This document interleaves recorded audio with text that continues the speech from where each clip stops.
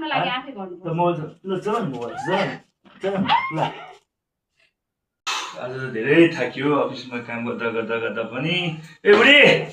पानी लिँदै खाम गर्मी भयो धेरै आज अफिसको कामले धेरै दुःख पाइयो बुढी पानी लिएन हो त नि है केटी हामी घुम्न गएको थियौँ नि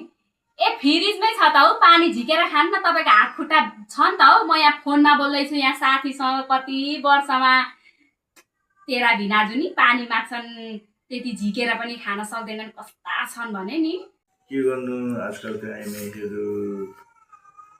मोबाइल बाइक के गर्दैनन् बुढो थाकेर आएको पनि थाहा पाउँदैनन् बुढोले कति दुःख गर्नुपर्छ कस्तो गर्नुपर्छ भन्ने कुरा पनि थाहा छैन यो आइमाईको जातलाई के गर्नु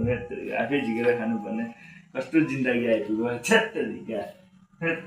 चिसो पानी खानुपर्यो गर्मीमा थाकेर आएको छैन त ए बुढी फ्रिजमा पानी हालिनुहोस् क्या आज तैँले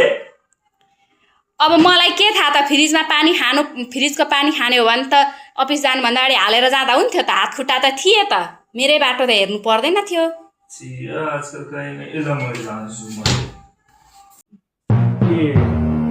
तँलाई मोबाइल चलाएर बस्ने बुढो गर्मीमा थाकेर आएको हुन्छ यता कमसेकम त्यो फ्रिजमा पानी हाल्न सकिन्छ कि सकिँदैन यो तातो पानी खानु म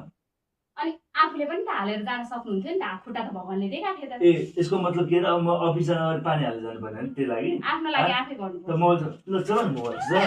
चल ल